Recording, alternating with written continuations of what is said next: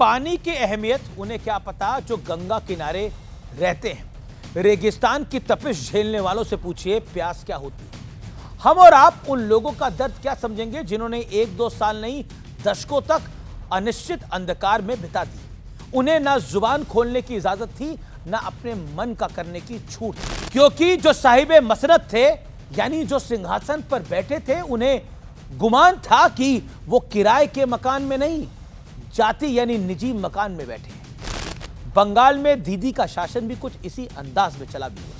फिर एक सुबह आई और बंगाल की जनता ने हिम्मत दिखाई और वही किया जिसका जयघोष 1970 के दशक में जेपी ने किया था। सिंहासन खाली करो कि जनता आती है। ये आंसू, ये रूंधे गले से निकलती अल्फाज, भगवा और तिरंगा झंडों का हुजूम, हाथ में लेकर जो गुलाल और अबीर के साथ ये जश्न, ये किसी आम चुनावी जीत का जश्न नहीं है व्यूअर्स। ये पुराने दौर से नए दौर में प्रवेश करने का ऐतिहासिक पल है जिसके हम सब साक्षी हैं। इस पल को बंगाल के लोग कैसे जी रहे हैं, उस खुशी को बयां करती यह तस्वीर देखिए।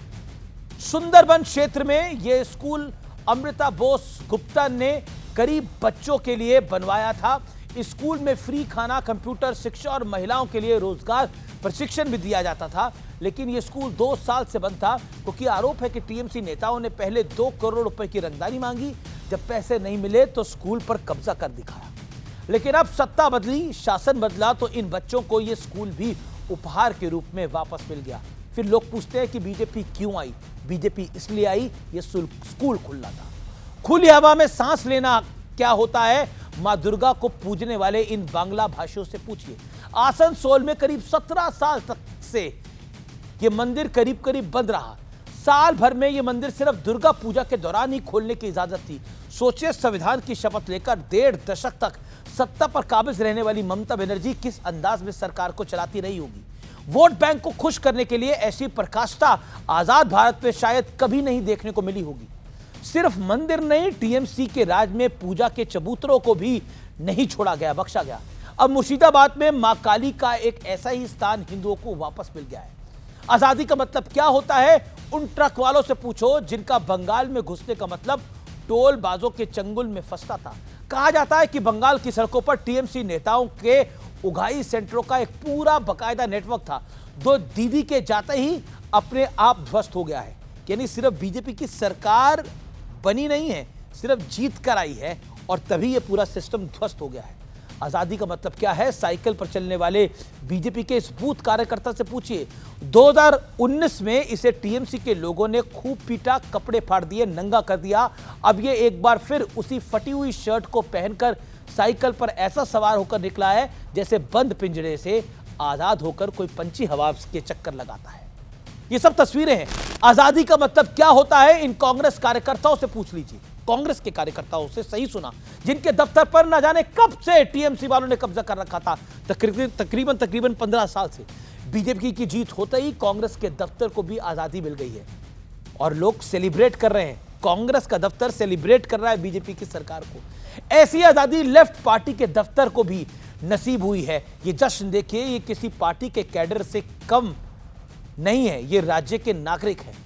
गलियों मोहल्लों में, शादियों में, हावड़ा ब्रिज पर, सड़क पर लोग नाच रहे हैं, गा रहे हैं, गुलाल खेल रहे हैं। चेहरे पर हंसी है, आंखें भीगी हुई हैं, गले रुंधे हुए हैं। आजादी के 7 दशकों बाद यह बंगाल की दूसरी आजादी।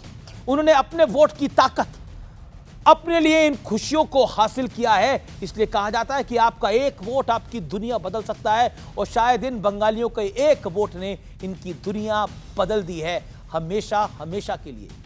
भारतीय जनता पार्टी की जीत बंगाल में सामान्य जीत बिल्कुल नहीं है, वो विचारधारा की जीत नहीं है, वो बंगाल की दूसरी आजादी है। और जिन लोगों को लगता है कि ये वोट चोरी है, तो बीजेपी ने दिल चुरा लिए बंगालियों के, यही दिखाई दे रहा है और ये अब सड़कों पे भी दिख रहा है। वो जय श्री राम के नारे, जिन नारों को सुन के ममता बनर्जी को गुस्सा आता था, आज जय श्री राम का उद्घोष जगह जगह हो रहा है। यहां तक कि शादी ब्याहों में गाना चल रहा है।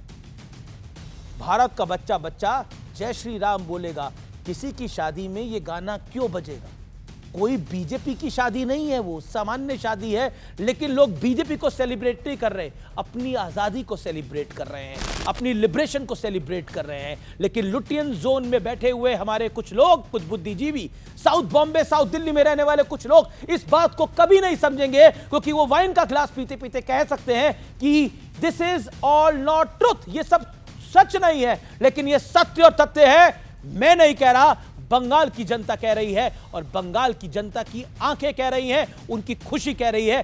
सेलिब्रेट करिए बंगाल की इस दूसरी आजादी को। जय हिंद, वंदे मातरम।